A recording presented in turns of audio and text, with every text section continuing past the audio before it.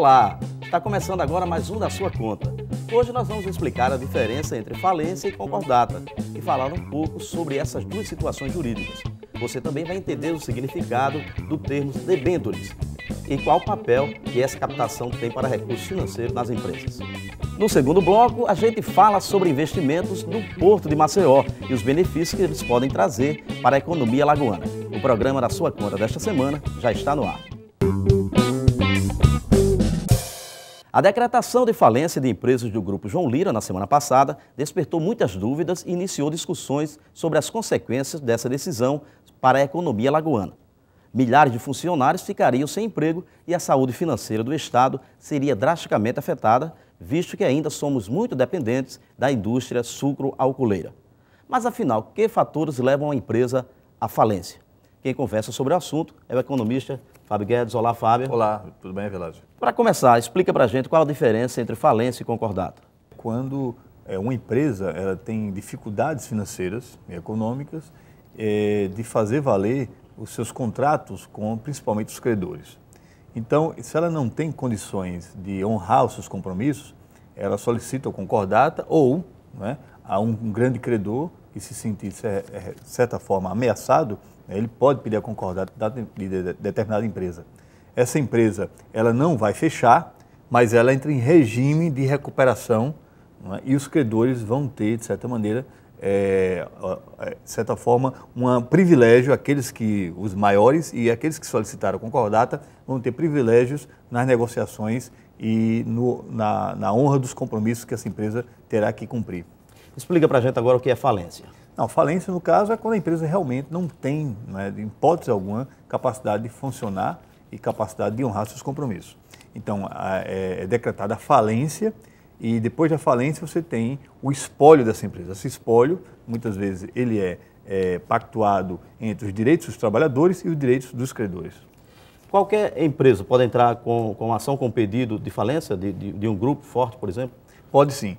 Isso é muito normal, Avilásio, sobretudo na economia norte-americana, não é? Os grandes empresários ou grandes empresas que elas têm dificuldades, não necessariamente em razão de um problema de gestão da empresa, a gestão executiva, mas sim, às vezes, o quadro macroeconômico, ou seja, o setor onde a empresa ela se encontra, chega a ter dificuldades de funcionamento, essa empresa não tem como ir adiante e ela solicita o regime de concordata.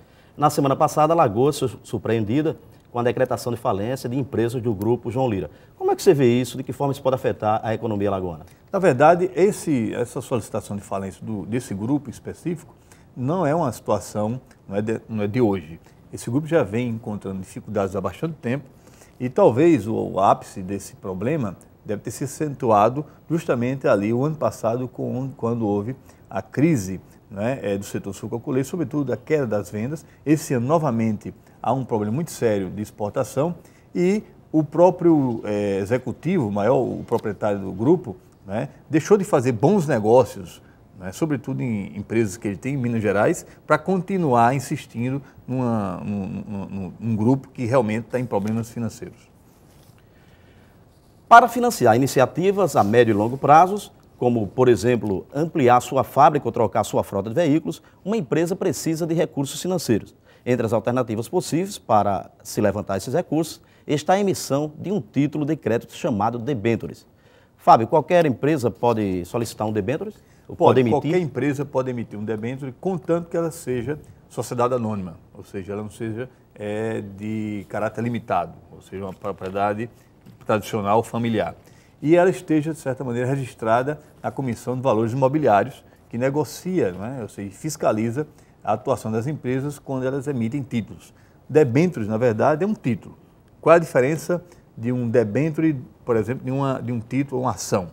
Porque quando a empresa ela emite um debênture, geralmente ela busca capitalizar recursos de grande soma no mercado. As ações não, as ações elas são muito pulverizadas, ela é a menor parte, digamos assim, da capitalização de uma empresa em termos de recursos para financiar investimentos.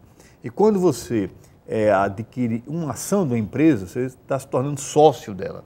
No caso do debênture, você está se tornando um credor da empresa. E você, nesse caso, é uma obrigação não é, que a empresa tem com você de certa maneira, ressarcir esse crédito que você está dando a ela. Isso não significa dizer que uma empresa pequena pode ter ações numa empresa grande, tendo esse título. Seria mais ou menos isso? Mais ou menos isso. Agora, veja só, no caso, geralmente, os títulos, as ações, eles são títulos negociáveis. Os debêntures não. Os debêntures não são tão negociáveis. É realmente uma situação onde você emprestou um recurso à empresa, é uma forma de capitalizar a empresa. Já quando a empresa vende ações, você emprestou também, mas você passa a ser um sócio daquela empresa. Um sócio minoritário com posição, digamos assim, de comando ou não, dependendo de qual a forma e qual é a espécie do título, ou seja, a ação. Essas pessoas chamadas de debenturistas. Debenturistas, no caso em inglês é obligation, né? Ou seja, alguém que tem uma obrigação a receber de determinada empresa. Existe também o termo escritura de emissão. O que é isso dentro do debêntures? Bem, a escritura de emissão, na verdade, é como o título ele está especificado, né? Ou seja, o debenture ele é um título que tem que ter especificado como é que vai ser o prazo de vencimento dessa obrigação, qual é o juro, né, que está balizando o debênture e, de certa maneira, qual é o direito, né, exato que o detentor do título tem contra a empresa. Normalmente esses títulos são a longo prazo, né? Médio e longo prazo. Médio e longos prazos. No próximo bloco a gente fala sobre investimentos no Porto de Maceió. Não saia daí, o Da Sua Conta volta já já.